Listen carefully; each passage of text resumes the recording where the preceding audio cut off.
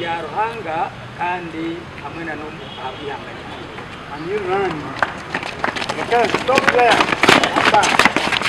Kubanza itwe Nkambara City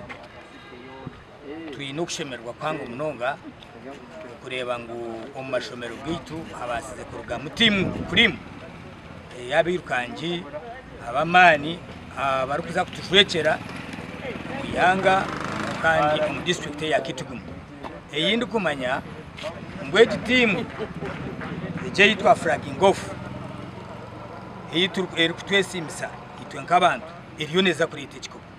ahabwo kuba aba nabantu abo turi kureba abarabire muje kandi abo turi kumanya ngo they are comfortable and firm. Nko kumwe mwarebere omwezo gwahwire mbara City gukora City Level Athletics Championship tukachuzinga abana abamwareba aha kandi abana nabana abana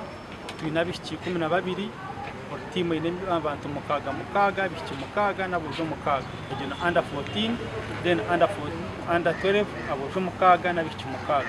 eji timu ntugesiga timu tukagireta mu kampo rwa katano turi nayo training rebiro bishatu ebi kandi zagumiza mu training tukatandikira aha zone level twaselectinga abana baza ha City level tuyihamu abana 22 rim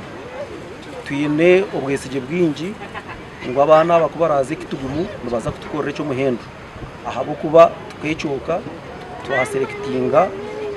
kurigera capabilities abana zibaye bine uranya amashanyarazi mingi ukuri batugenda kuza kusaba ibinja bazanire konkato abatako gukora ibito bakashitara ne koraje akugera training 8 kora